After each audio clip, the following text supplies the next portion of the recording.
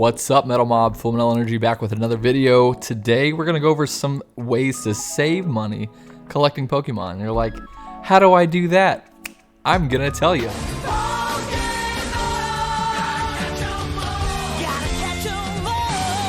That's what they told us back when there was only 151 to collect. Now you've got modern sets with like 300 plus cards. Honestly, I don't know how you're supposed to collect all that. It's ridiculous. There's a lot. So one of the things that I really recommend, and I heard actually Deep Pocket Monster Pat said, if you're saying yes to one thing, you're saying no to another. So I would set collecting goals. Our first tip here. Definitely set some goals for yourself, some things that you're finding that's most important to you, that you enjoy the most. For some people it is master sets, and that's totally fine. If you can afford to do that, definitely go for it, knock yourself out. We're gonna watch from the sidelines, but me personally, I am a big Steelix collector. Look at this, man, love it. Radiant Steelix, this is the Japanese version, shiniest card I own, it's sick. But as you can see behind me here too, very large Steelix collection, because that's just what I've chosen to focus in on. So what my main priorities are. I do still like opening packs just like anybody. It's a lot of fun to do, but you know, you got to kind of pump the brakes on that sometimes, because you realize if you're spending a ton of money just opening all these packs, you have these collection goals back here, maybe you're saying no to some of those pieces that you really want to get for your collection. So it just helps you kind of prioritize there. Think about things that you really care about, because I'll say that's like that happiness that we're looking for, that excitement, it's gonna last longer if it's something you truly enjoy versus just opening a ton of cards and getting some things you may or may not care about. So next one, talking about saving some money with opening packs like that, is shop online. Number 2 for our advice today, shop online, skip retail.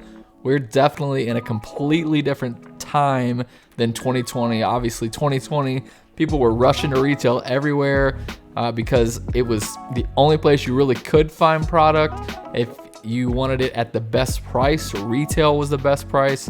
Everyone online was selling for more than retail because it was just literally that hard to find.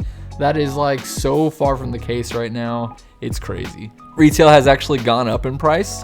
If you've noticed, especially at like Target and Walmart, just a single sleeve booster pack is about $4.50 now, where it was $3.99. So that's the most expensive place to get cards if that's what you want.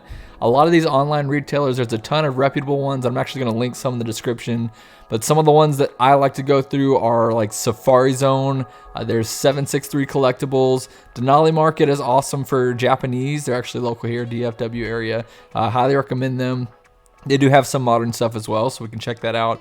TCG Stadium is another one, very low price. I will say their customer service is kind of meh. We won't get into that right now, but they do have great prices and you get your product. And then lastly, Vivid Imagination Collectibles, probably one you haven't heard of.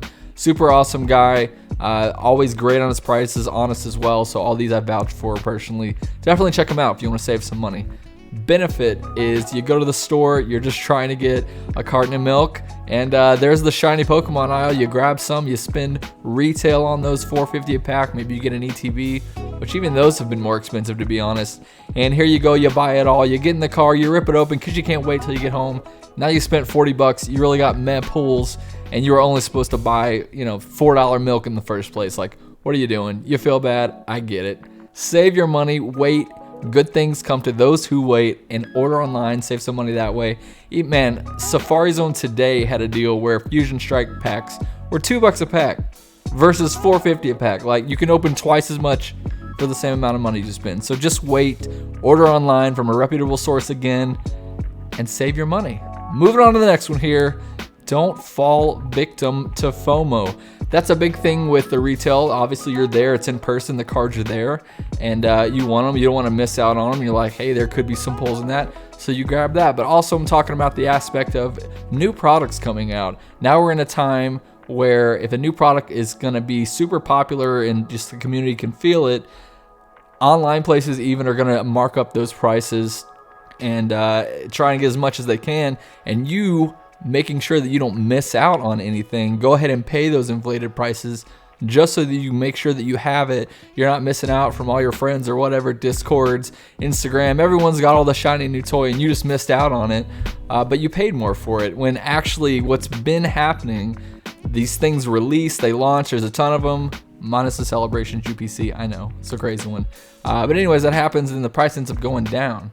And there's still plenty of stock out there for you to get it if you just would have waited a little bit longer. So like, don't let that FOMO, like, it's, again, completely different time. It's not 2020 anymore. It's not happening like that. If you want to reserve some stuff at MSRP, totally fine. I know like everyone's trying to hunt that Zard UPC right now. That's going to be a big one coming out in a month and a half. That's pretty crazy. It's coming up. But yeah, just don't feel the pressure. Do what you can, go at your own pace. It's totally fine. Talking about that too, we know that money isn't unlimited. So our next tip is going to be trading or cycling through some of your collection. I know this is actually called a trading card game. You can trade the cards. I know that can be a little bit to do over the internet. That can be kind of difficult, but definitely meet up. There's some local places. I'm sure some of you have like local game stores. They might have like events where you get together, of course, tournaments and stuff like that. You guys can maybe meet at conventions and swap cards that way. Just any way just to trade cards and save you from actually spending money on getting the card you want. And then another part of that too is maybe you have to trade some parts of your actual collection that you like. Now there could be a collection piece that comes up and you've really been wanting it. It might be pretty expensive, kind of out of reach. And so maybe it's time to take a look at your collection and see if there's some things that maybe aren't as rare, you know, that you could and would get again in the future if you really wanted to. And take those things and sell those or trade those, of course, to make getting that new piece that you really want easier and not becoming like a financial burden, if that is the case. So I know it's kind of tough. We love all the pieces on our collection. I know me too, especially with all my Steelix cards.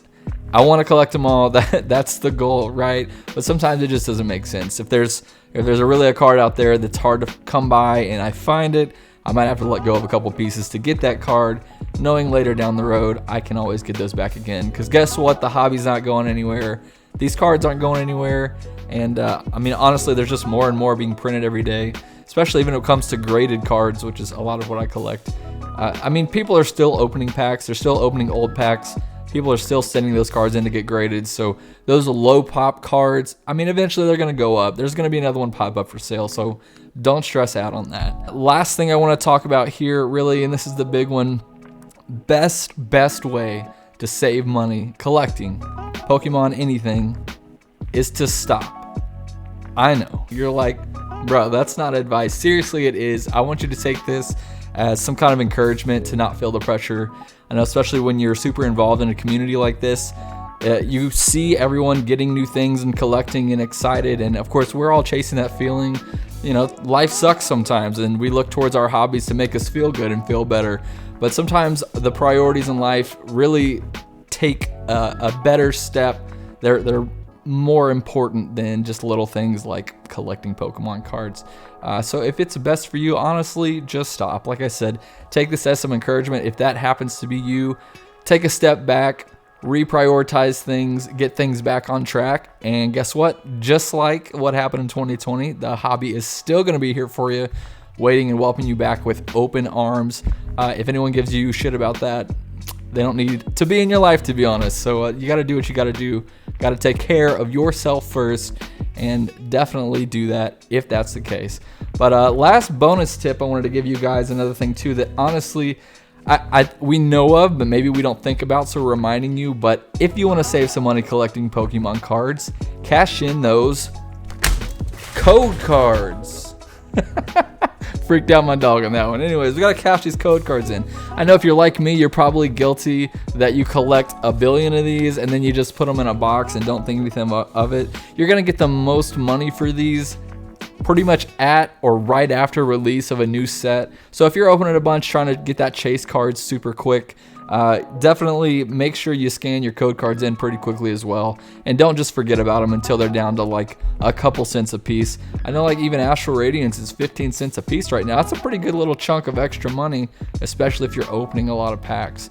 But yeah, that's all I got today for you guys. I hope this was helpful. Hopefully it was encouraging to some of you. Again, I'm gonna put the link in the description of those stores that I deal with. I'm sure there's a ton of others. Just make sure that you are doing your diligence to know that it is a reputable site and you're not going to get scammed, or people are going to just use your money as a payday loan kind of a thing Anyway, so that's what I got. I hope to see you guys in the next one. 500 subscribers. You guys are the best. If you did like this video, hit that like button, subscribe, and give you some more stuff in the future.